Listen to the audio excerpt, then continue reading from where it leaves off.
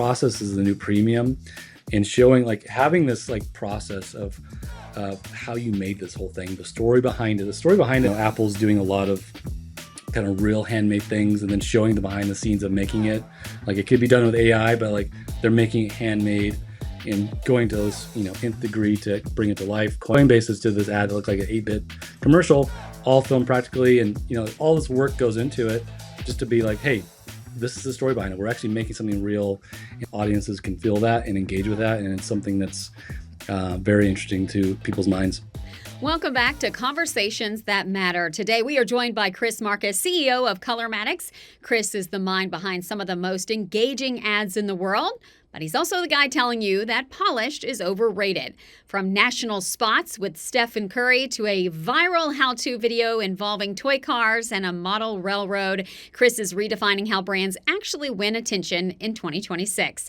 Chris, welcome to the show. So I should have you intro me everywhere I go. I sound amazing. Yeah. Excellent. Well, Chris, let's dive right in. You've said the most polished version rarely wins. So when a viewer sees a high-gloss $200,000 commercial, what is that immediate defense mechanism that kicks in? Well, I think a lot of it depends on the platform. So if you see that on social, you're going to totally check out. It does not work. We've tried doing really polished things on social and from a paid perspective, and people just check out. They just do not engage, and they just flip right through it. I think when you're on, CTV or on broadcast, you definitely want to have a polished version, because this is not going to work otherwise. And I think polished can be, defined a few different ways. I think when I think about polished, it's making the right content for the right platform. And I think if you overly produce something where it's like you're having a massive budget for something that's on social, it's just not going to really work. Yeah. And that brings us to the Roundabout Revelation. Your How to Drive a Roundabout project for Montana was a massive success. So why did, a functional how-to video outperform traditional brand storytelling? Well, one of the things we did, we looked at just tons of how to drive roundabout videos, and they're all very basic, not engaging. It just seemed like no one really cared. And what we wanted to do is really capture people's attention. It was a big issue for people in Montana. They were not wanting this to come in. It felt like it was really disrupting their lives. So there's a lot of angry people. And our idea was, let's make something fun that's engaging, that would really help people stop and see something different at the time. This was done a few years back too. And, at the time, it was kind of a newer kind of concept. We're bringing back a little Mr. Rogers type feel. And it just proved to be super engaging. I think people really stopped and really paid attention. There's some good information on it. And we did it in a way that was, just made it able for people to receive it. And I think it was just a lot of fun, and still super proud about that project. But it was just fun to bring it to life. And it's even interesting too, like just kind of where we're at with AI now. Companies like Apple and even Coinbase's new ad, Apple's doing a lot of kind of real handmade things, and then showing the behind the scenes of making it. Like, it could be done with AI, but like they're making it handmade and going to those, nth degree to bring it to life. Coinbase is to this ad that looked like an 8-bit commercial, all filmed practically, and all this work goes into it just to be like, hey, this is the story behind it. We're actually making something real, and I think audiences can feel that and engage with that, and it's something that's very interesting to people's minds. I agree there, for sure, to see the real behind the scenes and actual humans working on something. So the real strategy isn't necessarily rejecting polish, but making sure the audience, not the brand's ego, is the North Star? Yeah, I think it's, I think people want, it actually could be the brand, it could be the agency. The agency might want to win awards and really push for something that is outside of what the brand even really needs. And so I think it's understanding, what are the real goals that we're trying to accomplish here? And what is the audience? What are they really looking for? And trying to make something that the audience can really resonate with, that would be interesting to them, that would make them want to stop and watch. And then we see so many ads, and we have to do something that really cuts through the noise. And I think that's really important to do. And I think sometimes, with brands, you might get a new CMO in that really wants to prove himself or herself. And, they might just, they want to push themselves, but I think at the same time they get kind of lost in their way, and they might not be too creative, or they might not be doing the best for the brand or the consumer. And I think it's really finding those insights, who the consumer is, and helping as an agency perspective, helping the brand, find that voice and push themselves forward and do something that's innovative, that's different, that would be attractive to people. And most agencies want to win, for beauty, but you focus on utility. So is this anti-ad strategy essentially just being a good neighbor instead of, a loud salesman? Yeah, I don't know. I think for us, there's a lot of things we like to do that, it's a collaboration. And I think some agencies that we've been around, they're, a lot larger than us. And I think sometimes their ego gets in the way and they really try to say their way or the highway. And I think there's just so many kind of routes to go.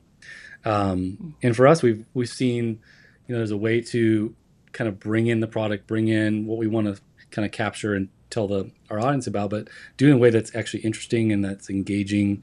And we can do it on a variety of different budget levels, from super large national spots to kind of more that roundabout or hand making it and having more kind of grassroots feel. But it's really figuring out, on the roundabout videos, we didn't want to have something super polished. It was like we're reaching people in Montana, hardworking people that, they love the outdoors, and, something that would really kind of resonate with them. And that's something that we went down that path. If you're having another company that has a product that is reaching a, audience that is maybe needs them more polished, or their product is really high end or sophisticated, it's nice having that sophistication to come in. But like I said, even with Apple, like they're making it hands-on, hand-created, but it looks beautifully polished too. So it's kind of, you really find that right mix for your brand and your client, or the people that you're trying to reach.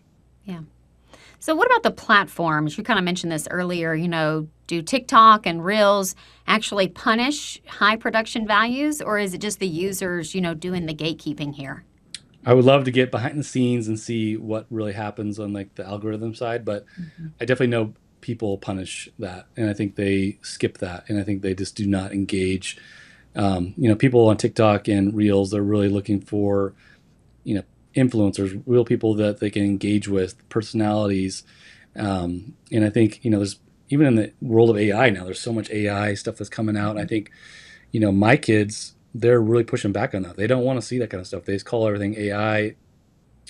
And so there's a mixture of, you have to really abide by this platform and what people want. And people don't want the high polished stuff. And no matter how much you put that out there, it's just not going to really work. Now, you've worked with like Steph Curry and Shaquille O'Neal, but you also crush it with scrappy content. So let's say if budget and gear aren't the deciding variables for ROI, what is here? I mean, I think the ROI is going to be, I think no matter what company you're working with, it's figuring out what is the story you want to tell. Sometimes you want a big celebrity to be a part of that, and a big celebrity can do something that, just a normal commercial can't. There's just a world of things they bring, to who they are and what they do and how people resonate. We work with other influencers as well, and they bring a whole other set of things of personality and just engagement that's just off the charts for a commercial. But then sometimes a brand might not have the budget for that, and then sometimes they don't need to have a spokesperson or a celebrity to talk about their product, and they want something that's just, even the roundabout video they didn't ask for something creative. They just wanted something that people would watch. And for us, we're like, well, what would make someone want to watch this? And I think we dove into people's psyche and try to find something creative. And there's probably a bunch of different routes we could have gone, but we felt like that was a good choice. And it turned out to be really fun to make and do. And I think for, finding the ROI, it's going to be, a lot of the brands are going to be like, is it performing? Is it working? Is it, am I getting my dollars back from these ads?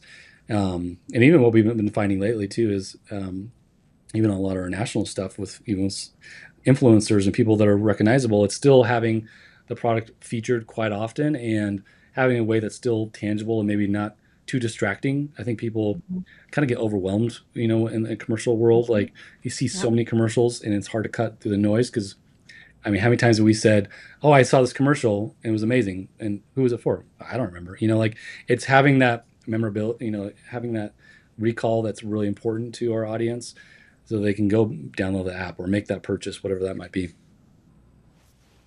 Yeah, great points there. And so, let's talk about talent here. You work with huge creators like 𝗚𝗚cie. So when casting, how do you spot, let's say, a manufactured personality versus someone who, is genuinely going to connect? Yeah, I think it depends on if say if you have actors. When we go down the actor path, I try to find people that kind of even in our casting calls when we have someone submits a reel, we want to see someone that is interesting in themselves, someone that can riff and do something unique. We're not looking for someone who can just execute on our exact vision. We want someone that has a personality, that embodies something that's interesting. I think with influencers the same way. Sometimes influencers are great on camera and they're really interesting. They have a massive following. And for us, what we do is we let them be themselves. So like a lot of times I'll take a script that we've written, or maybe the agency has written, and I'll with 𝗚𝗚cie, I'll be like, hey, let's say this in your own words. Like, how would you say this? Like, let's make this come to life by your voice. And I think that really resonates with the audience, and it resonates with him too, because he wants to be himself.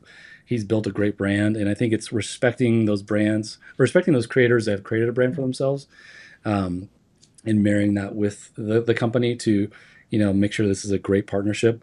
And I think it's if it is a company trying to find who is our if we want someone like an influencer or a celebrity, who is that person that's going to represent them well but also attract their audience, who's that base that they have that can really join together in a unique way.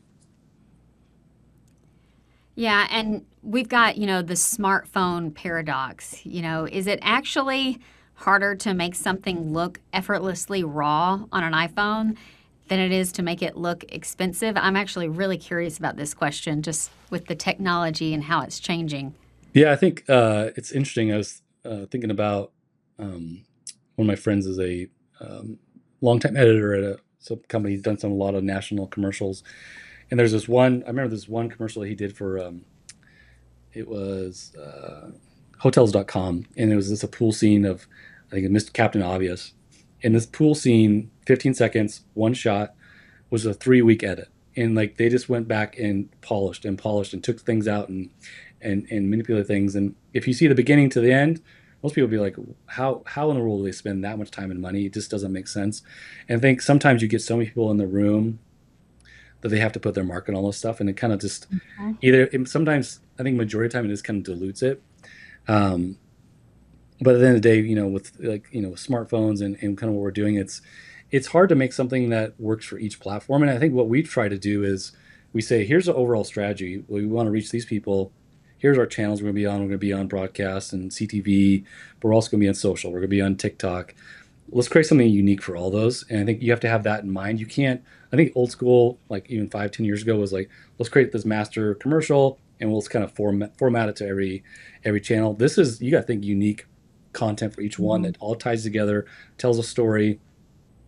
And how do you make it effortless? I mean, it's hard to do. I mean, it's hard to make something that looks really good, but I think part of that comes from lighting and having, you know, someone who can light really naturally, like a director of photography that can do that really well.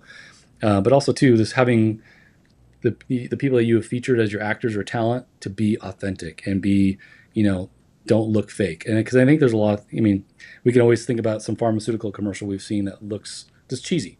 And I think there's just so many cheesy commercials out there. If you watch any TV during the day, you're like, wow, there's a lot of cheesy stuff out there that looks polished, but nobody cares. So Yeah. Yeah, immediately a commercial came to my mind of like some pharmaceutical drug and like they're dancing in the street and everybody knows the moves and I'm like, this does not happen, you know, over some kind of, drug. So yeah, we've all seen those. So you turned a traffic pattern into a gold mine. What about boring industries? What are other boring industries, sitting on unpolished content opportunities right now? yeah, I think I mean, a lot of times a lot of industries that you think are kind of, I mean, I think most industries have room to kind of do this. And I think I would think almost in one segment, a lot of industries try to um, maybe have the testimonial or the case study, that kind of content live on their site and use them in ads. And I think there's a lot of room and a lot of new people coming out just doing amazing stuff that looks just engaging and interesting and different. And I think bringing that to a lot of different companies, it could be healthcare, it could be, finance, tech, something that tells an interesting story in a way that's we haven't really seen before and push that visual bounds. So I wouldn't really say there's a specific industry I would target. I would just say there's each of each of these industries are using certain kind of videos that can really be thought through in a much better way, and like something that, just it's this to have the content out there is no longer worthwhile. You have to have the content that's engaging, that's interesting, because there's nothing worse than having a video that you create and then you see on YouTube that 800 people watched. Like you want to have that huge engagement, and you're like, I put all this work and effort into it. The brand paid all this money. Let's get people engaged, and let's don't have things, things that are unnecessarily hinder us, from doing that. Yeah, great points there. And that is disheartening to put in all that work and not be able to get it to the people or reach enough people. So how does Colormatics, help a high-end brand, lower that wall between themselves and their audience without compromising, the standards that make them premium? Yeah, I think, for us, it's really a lot in the prep and really coming up with ideas and creative that kind of resonate and will cut through. When we present ideas, we try to have some crazy things like this out there. We know that's not going to happen, but just kind of might get your mind to go all the way to a very typical, like, yeah, I've seen this ad before. And we try to find something kind of in the middle where it's like it's out there, but it's also kind of tangible. And I think we really try to align, for instance, we do work with a jewelry company, and in their past work, it was kind of very homegrown, felt very lo-fi.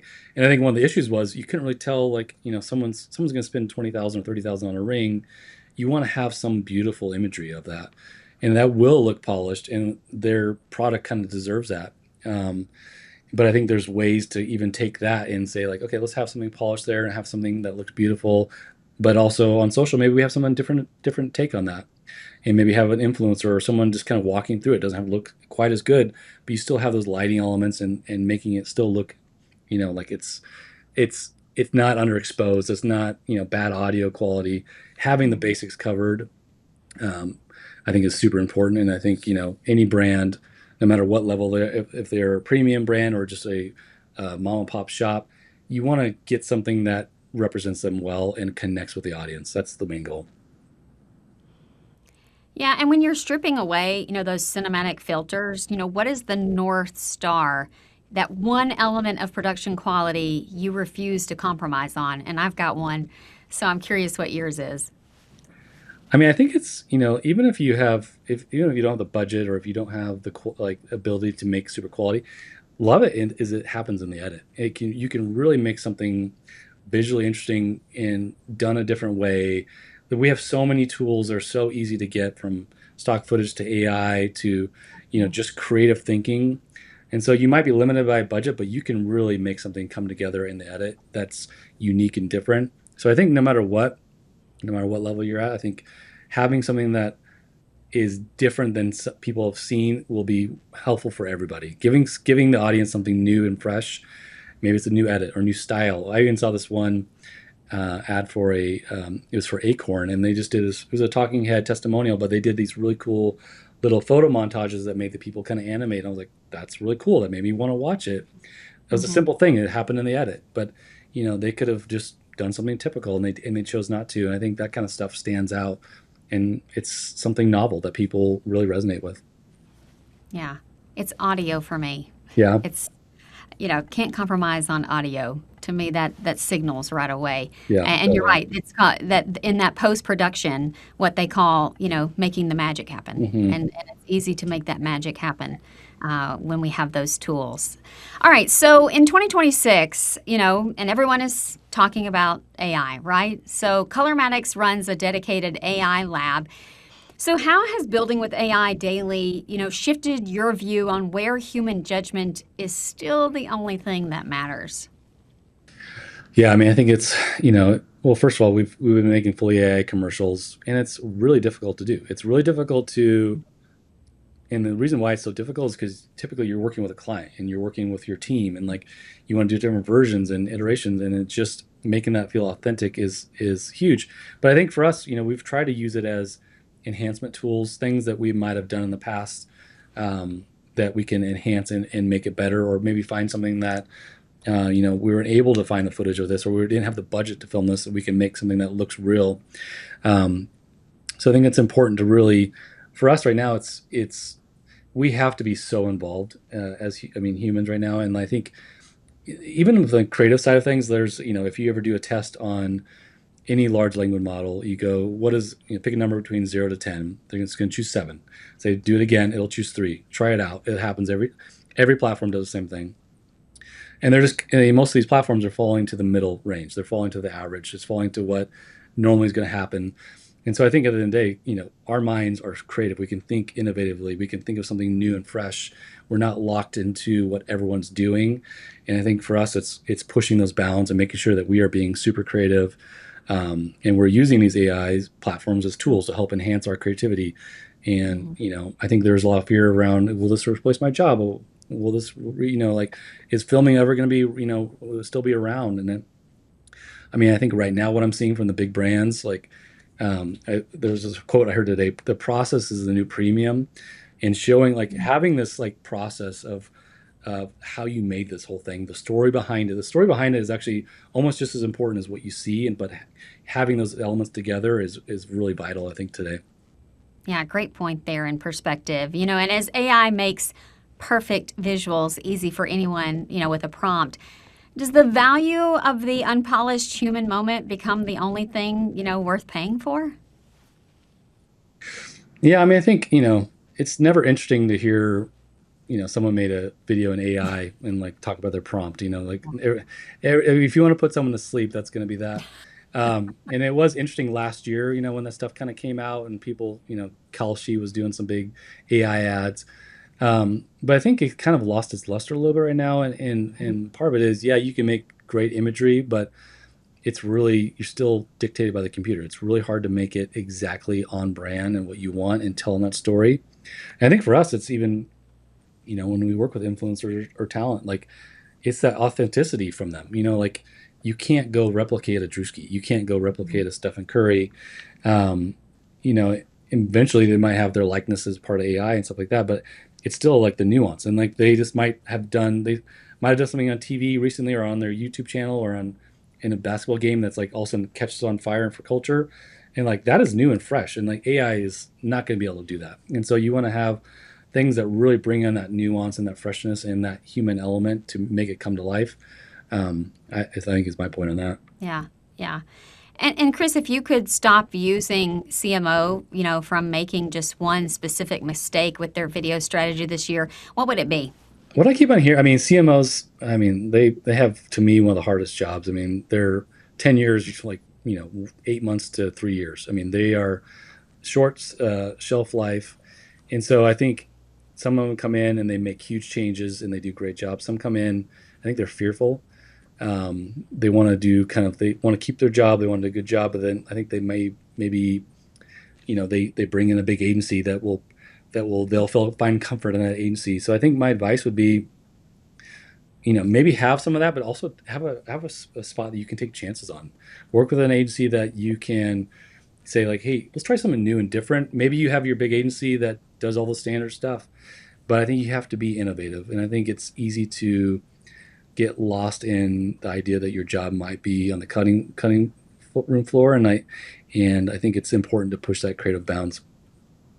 And then what's that one golden nugget, every brand needs in 2026 to move the needle?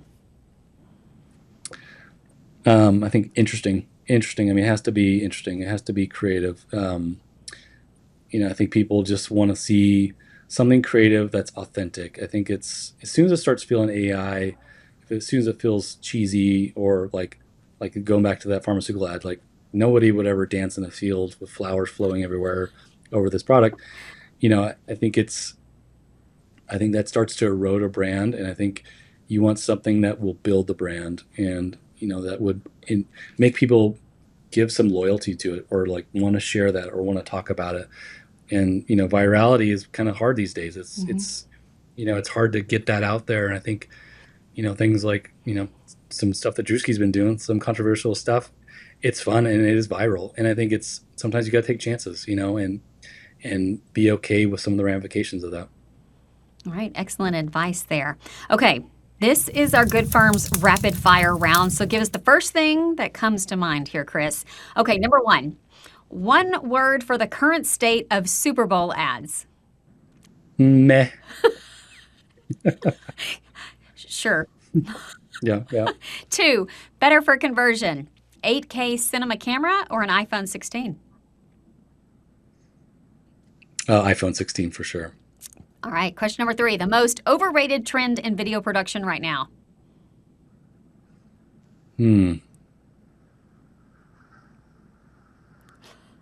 Stumped you. That's a good question. Yeah, let's see here. I'm thinking about that. I don't know if I have an answer to that one. Most overrated trend. I think it's probably the UGC person sitting behind a microphone talking. I think it's just, I've just seen too much of it, and there's massive amounts of AI, Avatar. fake AI stuff Yep. that's been dropped that you're just like, are we gonna be done with this? Let's give us something interesting here. That was exactly going to be my answer, was those AI UGC avatars. Like, please, we all know what they are. Okay, number 4, a brand that is currently winning the ad game. I mean, I think,